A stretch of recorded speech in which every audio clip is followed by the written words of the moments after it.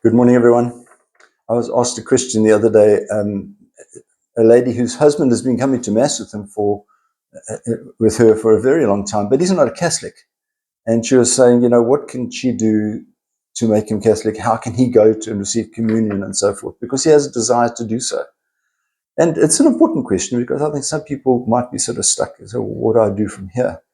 Well, the course of action to follow would be to go through as an adult the rites of Christian initiation for adults, because you need to receive the sacraments. If you've missed out on the sacrament of baptism, for example, and some people who've been through other Christian churches won't actually have been baptized. They may have been dedicated as a child, but not have actually been baptized. Not saying they haven't, they may have been. In fact, even some people who have been baptized outside of the Catholic Church, that baptism may be valid or not. So it's a question of saying, is it or isn't it? Because the formula needs to be correct. So those people wanting to come into the Catholic Church should do the RCIA. But what's important and exciting is that they've expressed a desire to do so. It comes to that term that is used, I think I've mentioned to you before, in terms of confirmation. There needs to be affirmation as well. And clearly in the case of somebody wanting to come to the church, affirmation is important. I think that also applies to people who maybe have drifted away for a while. Some people who perhaps were confirmed in the church and then their faith drifted a bit and they wandered off and they haven't really been part of it. And now they want to come back to the church. They might feel awkward. How do I do this? Maybe it's going to be embarrassing. It's not.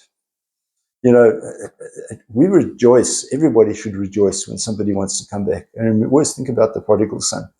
The father went out and embraced his son. Come. And we're not saying that people who've been away from the church have been sinful or squandered all their dad's money. What we're saying is that our reaction is not condemnation, but jubilation. And therefore feel comfortable coming back to the church. And if you know somebody who's in that sort of thing, that situation, saying, I'm not sure what I should do, or anything, encourage them.